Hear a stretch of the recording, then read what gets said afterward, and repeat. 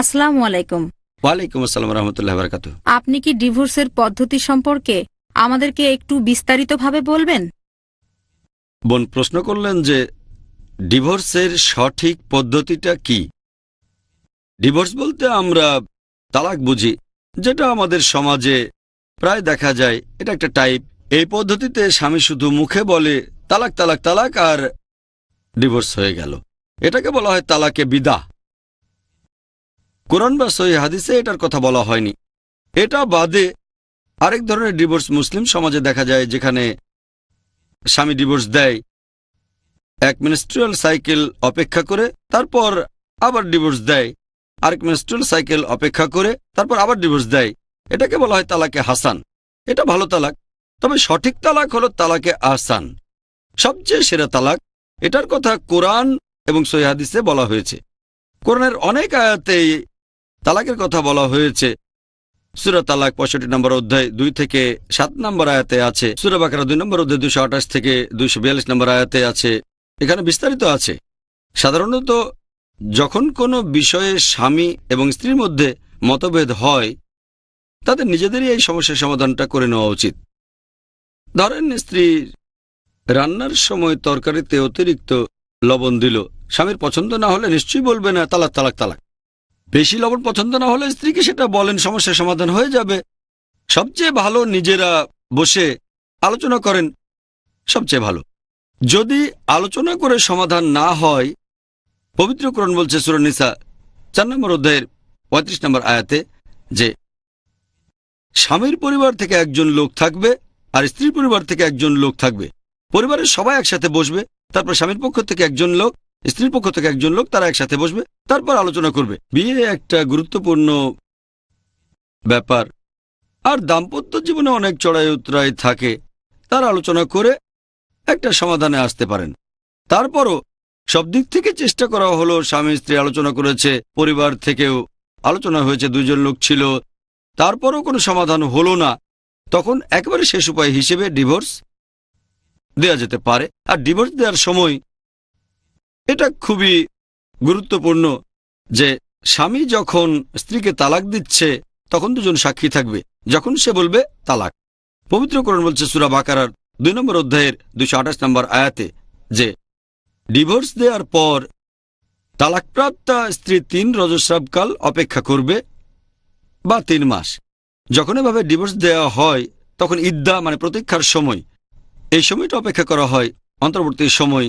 সেখানে 3 মাস ধরে স্বামী এবং স্ত্রী তারা একসাথেই থাকবে, কিন্তু তাদের মধ্যে কোনো সম্পর্ক থাকবে না। এটাকে অনেকটা ট্রায়ালের মতো বলা যায়। একে অপরকে ছাড়া কি থাকতে পারবে? হয়তো 2 সপ্তাহ পরে বলবে, ও আমি শুধু রাগের মাথায় তালাক বলেছি, ব্যাপারটা তো আসলে খুব সামান্য ছিল, আমার জামাটা ঠিকভাবে ইস্ত্রি করেনি, ভুলটা আসলে আমার। এভাবে তারা আবার মিলে যেতে পারে, আবার একসাথে বসবাস করতে পারে। তাহলে এখানে অপেক্ষা করতে হবে 3 মাস। আর এই 3 মাসে যদি স্বামী স্ত্রীর মনোমালিন্য কেটে যায়, মতের মিল হয়, তাহলে স্বামী স্ত্রী হিসেবেই বসবাস করতে পারবে। যদি 3টা রজস্রাবকাল পার হয়ে যায়, তারপরও দুজনেই আলাদা হয়ে যেতে চায়, তাহলে তারা ন্যায়সঙ্গতভাবে আলাদা হতে পারে। তারা একে অন্যের সাথে ঝগড়া করবে না, একে অন্যকে দোষ দেবে না, জনসমক্ষে অন্যের নামে বদনাম করবে না, ভদ্রভাবে সম্মান দেখিয়ে আলাদা হয়ে যাবে। আর পবিত্র কোরআন বলছে সূরা বাকারা 2 নম্বর অধ্যায় 229 নম্বর আয়াতে যে স্বামীর দেয়া উপহারগুলো ফেরত নেওয়া উচিত না, সেগুলো স্ত্রীকে দিয়ে দেওয়াই ভালো। আর যদি আলাদা হয়, ধরেন 2 বছর পরে স্বামীর মনে হলো যে আমি ভুল করেছি, তাহলে আবার একই মহিলাকে বিয়ে করতে পারে। পবিত্র কোরআন বলছে সূরা বাকারা 2 নম্বর অধ্যায় 232 নম্বর আয়াতে মহিলারা তাদের প্রাক্তন স্বামীকে বিয়ে করতে চাইলে বাধা দিও না। তার মানে মানুষের মধ্যে ভুল ধারণা আছে, যাকে ডিভোর্স দেওয়া হয় তাকে আর বিয়ে করা যায় না। তারা বলে যে এখানে করতে হবে হালালা। হালালা কি জানেন? হালালা মানে স্ত্রীকে আরেকজনের সাথে বিয়ে দেওয়া হবে, এতে করে সে বৈধ হবে। ইসলাম ধর্মে এটার কোনো অনুমতি নেই। ইসলামিক নীতি অনুযায়ী কোরআন পড়লে দেখবেন, প্রথমবার ডিভোর্স দেওয়ার পরেও স্বামী এবং স্ত্রী আবার বিয়ে করতে পারে ইদ্দার সময়ের পরে। তবে তারা নতুন নিকানামা আর নতুন মোহর অনুযায়ী বিয়ে করবে। এভাবে বিয়ে করার পরে আবারও যদি সমস্যা হয় আবারও সেই একই পদ্ধতি, স্বামী স্ত্রী প্রথমে আলোচনা করবে, তারপর সালিশ ডাকবে। ডিভোর্স দিতে হলে দুজন সাক্ষী লাগবে, তারপর আলাদা হয়ে যাবে। যদি 2 বছর পরে তারা মীমাংসা করতে চায় তাহলে আবার বিয়ে করতে পারে, তবে নতুন নিকানামা, নতুন মোহর। আবার সমস্যা হলে আবার আলাদা হতে পারে, তবে এটাই হলো একেবারে শেষ সুযোগ। পবিত্র কোরআনের সূরা বাকারা 2 নম্বর অধ্যায় 229 নম্বর আয়াত বলছে, এই তালাকের অনুমতি আছে 2 বার, তৃতীয়বারের পর আর হবে না। প্রথম 2 বার ডিভোর্সের পরে আবার বিয়ে দিতে পারেন, তবে তৃতীয়বার ডিভোর্স দিলে আর বিয়ে করা যাবে না, যদি না স্ত্রী আরেকজনকে বিয়ে করে সেটাকে আইনসিদ্ধ করে। এখানে মানুষজন নিয়ে এসেছে এই হালালা। যদি আমি রাগের মাথায় বলে ফেলি তালাক তালাক তালাক, তারপর অনুতাপ করি, তখন স্ত্রীকে আরেকজনের সাথে বিয়ে দেওয়া হবে। এর একদিন পরে তারা ডিভোর্স দেবে, আরেকজনকে বিয়ে করে আইন সিদ্ধ করবে, একদিন পরে ডিভোর্স দিয়ে আগের স্বামীকে বিয়ে করবে। এটা পুরোপুরি হারাম, এটা একেবারে হারাম। ইসলামে এটা নিষিদ্ধ।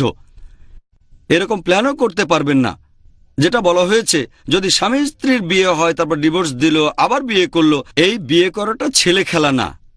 এটা তো পুতুলের বিয়ে না যে আপনি 2টো পুতুলের বিয়ে দিলেন, তারপর ভেঙে দিলেন, আবার বিয়ে দিলেন। যদি এভাবে 3 বার বিয়ে দেন তাহলে সেটা আর বদলানো যাবে না। আমার মনে আছে ছোটবেলায় আমার মা বলতেন, বাইরে গেলে ডালাটার দামটা জানতে পারবে। আমি ভাবতাম ডালাটা কি, আসলে ডাল আর আটা। বাইরে বের হলেই ডাল আটার দামটা জানতে আপনারা পারবেন। আমি ভাবতাম ডালাটা কি, হয়তো নতুন কোনো জিনিস, ডালাটা। পরে বুঝতে পারলাম এটা হলো ডাল আর আটা। বাইরে বের হয়ে বাজারে গেলে জানবেন যে ডাল আটার দামটা আসলে কত। সেরকম এটা কোনো ছেলে খেলা না যে অনেক হয়েছে, একবার বিয়ে, তারপর ডিভোর্স, আবার বিয়ে, আবার ডিভোর্স, শেষ, এবারে অন্য কাউকে বিয়ে করো। তখন যদি আরেকজনকে বিয়ে করে সেই স্ত্রী, তখন সে হয়তো বুঝতে পারবে যে আমার প্রথম স্বামী দিনে 5 ঘন্টা সময় দিত, এই স্বামী তো 2 ঘন্টা সময় দেয় না, প্রথম স্বামী আমার ভালো ছিল। এভাবে যদি নতুন কাউকে বিয়ে করে তখন সে হয়তো বুঝতে পারবে যে বিয়েটা আসলে ঠিক হয়নি, ভুল হয়েছে। তখন যদি এখানে স্বাভাবিকভাবে ডিভোর্স হয়ে যায়, একই পদ্ধতি, প্রথমে আলোচনা, তারপর স্বামী স্ত্রীর পক্ষ থেকে লোকজন সমাধানের চেষ্টা করবেন। সমাধান না হলে ডিভোর্স দেবেন, 3 রজস্রাবকাল অপেক্ষা করবেন, 3 মাস অপেক্ষা করে আলাদা হবেন। তারপরে সেই স্ত্রী প্রথম স্বামীকে বিয়ে করতে পারেন যে 3 বার তালাক দিয়েছে। এটা হলো তালাকে আহসান। এই তালাকের কথা পবিত্র কোরআন এবং সহিহ হাদিসে বলা হয়েছে। অন্য 2টো তালাকে বিদা, এটা পরে বানানো, তারপরে তালাকে হাসান। সবচেয়ে সেরা হচ্ছে তালাকে আহসান। এটার কথাই পবিত্র কোরআন এবং সহিহ হাদিসে বলা হয়েছে। আশা করি উত্তরটা পেয়েছেন।